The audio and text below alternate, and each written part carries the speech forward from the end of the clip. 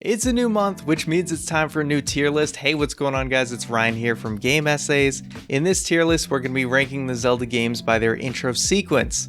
The intro sequence being the start of the game all the way up until you enter the first proper dungeon. A proper dungeon being a dungeon that has a final boss that rewards you with a heart container. Things I'm looking for in an intro sequence: is the pacing good? Is the story compelling? And is the gameplay fun? So with that out of the way, let's rank these games. So the original Legend of Zelda, let's just start where it all began. This intro is really, you get the title crawl at the beginning with some text about the story. Obviously, most of the story's in the manual. And then boom, you're just in the world. You are in that world. And you can honestly go to a lot of different places. There's many different dungeons. You can go right to the first dungeon if you want, or you can do them in a little bit of a different order. You can't go to any dungeon you want, but you have some options. So for that, it doesn't waste any time, so pacing is great. Obviously, story-wise, it's limited, but they give you a little bit of a weird text crawl at the beginning that's like, I don't even think it's fully grammatically correct. But I respect the first Zelda a lot, that I would actually give it an A tier.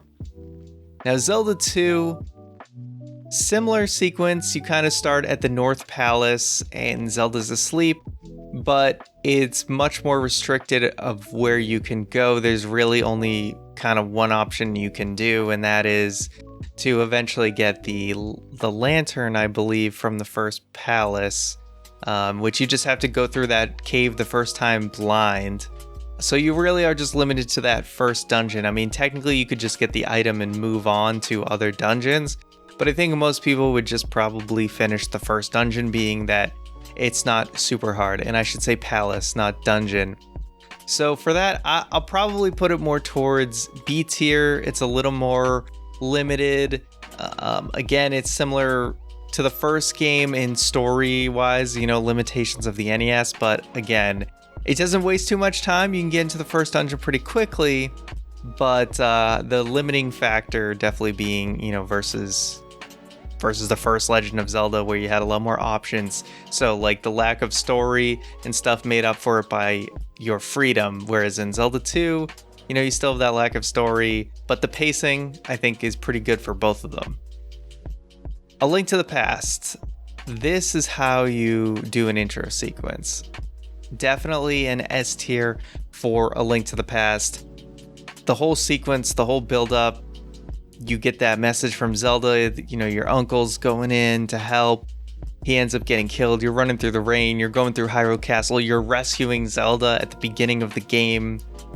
She eventually gets captured later or whatever. But that whole sequence, and then pretty quickly from that whole intro sequence, you go right into the first dungeon, not too long after that. So I think this is like textbook how you draw people in. You're teaching people about the game, but you're also doing it in a way that's very exciting. Like, you're rescuing Zelda. Normally in these games, you wouldn't even see Zelda until the end, or at least in Zelda 2's case, she doesn't wake up until the end. But in the first game, you don't see Zelda until the very end. So it's very cool that they kind of turn things around a little bit. You're rescuing Zelda. It feels like this epic sequence. It's just incredibly well done, and it's how you start a game, man. Okay, Ocarina of Time. I'm also gonna give this one an S tier, of course. I always have that Ocarina of Time favoritism, but I love how they paced up to the Deku Tree in this case. Of, hey, we give you a little bit of story at the beginning, then get your shield, get your sword, go meet the Deku Tree. He gives you a little bit more story, but then boom, you're right in that first dungeon, and that first dungeon is going to teach you how to play the game. It's way better than some of these more boring tutorials. It's like, why don't we just teach you by putting you in a dungeon? And I think that's pretty amazing. Majora's Mask. this one's going to be a little interesting. I love Majora's Mask, but I remember the first time playing this game, I was not happy about being stuck as Deku Link for that first 3-day sequence. Now, obviously, having replayed it several times, you appreciate what they were going for, and I do think it's kind of cool how they just basically make you uncomfortable at the beginning of the game. Like, you want to be playing as Link. When you first start playing as him, he's doing flips and stuff when you're jumping from platform to platform. And then all of a sudden, you're in Deku form and you're stuck in it. And there's quite a few things you have to go through after that first 3-day sequence. Then when you go to the swamp area, you do you have to rescue one of the witches and then go through the whole like boat sequence. And then you go through the whole Deku Palace sequence just to be able to eventually finally get into the Woodfall Temple. So in that case, I'm probably going to lean towards B tier. I think for what it is, it's very interesting, it's very different, and obviously there's so much more you can do in Majora's Mask besides the dungeon. So this is one of those ones where it's like hard to have it fall in place with some of the other games. Another game, obviously, we'll talk about a little later that's similar to that. But I think it is a little drawn out. Going through some of the stealth stuff with like the Deku Palace isn't the most compelling thing, and I think a lot of people don't like being stuck as Deku Link, but I also appreciate what they were going for. The Oracle games. Oracle of Ages, I would probably put again towards a B tier. It takes about like 35 minutes, I think, before you're finally in the first dungeon. It's a little bit more drawn out, but there's definitely a more interesting story going on with the queen and what happens to, I guess, is it Nehru, I'm assuming? Yeah, who is the Oracle of Ages. So yeah, it's a little drawn out, takes a little long, but not too bad. Oracle of Seasons, I think, although story-wise is less interesting, it's very quick. I think within like 15 minutes you can be in the first dungeon. There's like a little mini dungeon, I believe, where you get your sword. But again, that's not the first proper dungeon. I think it's a little more my style of just like, let's get to the point. So for that, I will definitely put it as an A tier. Okay, what do we have next? Is it Minish Cap? No, it's probably Wind Waker, right? So Wind Waker. This is one probably people might put lower than me, but I am going to put Wind Waker at B tier. And for that, I think the Forsaken Fortress is obviously what brings it down, because I think story-wise, Outset Island, gameplay and story-wise, I think Outset Island is perfect. Absolutely perfect. This is how you get people invested in a story, but then as soon as they bring in the stealth stuff, it was just a little, it's just not what you were doing. You're ready to go. And then there's the stuff with like Windfall Island and getting the sail, which is a little annoying, like rescuing Tingle and everything, if I'm not mistaken, right? Yeah. So all that, it's, it's not great. But yeah, if you had just gone kind of like right into Dragon Roost, I feel like people would have enjoyed it more, and maybe you would have placed Forsaken Fortress somewhere else. I just feel like the placement definitely hurts it a little bit. Okay, now I think it's Minish Cap. And Minish Cap, I'm going to say Minish Cap's pretty solid. You have the little festival at the beginning. You get the whole, they eventually, pretty quickly on, I feel like you get Minish size and you're in that first dungeon pretty quickly. So I feel like they did a good job of introducing the story, not wasting too much time. They did everything they needed to, and then you're boom. I feel like you're right in the dungeon. I don't feel like they dragged out too long. You know your purpose. They introduced the Minish mechanic. It's very compelling when you're first like go down to Minish size and you're going through the trees and you see how big the leaves and the acorns are. It's just an extremely memorable game for me as far as the intro goes. Okay, I'm leaving out the multiplayer games. I should have said that, just because it's basically like a level select, so I feel like it just doesn't, it doesn't work the same way. Okay. Next, how did I forget Link's Awakening? I don't know how I forgot Link's Awakening, but let's jump to Link's Awakening. Link's Awakening has...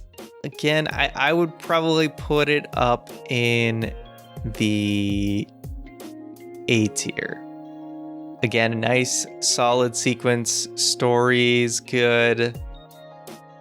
It doesn't go S tier for me, but I think it is a great... I love the Get Sword music, of course. It's incredible. That definitely helps a lot. But yeah, you get your sword... You have a little bit of a sequence, and then eventually you get in that first dungeon. I think it's very well paced. Story's good. It's not quite S tier for me, but I think it's perfectly great in A tier. Okay.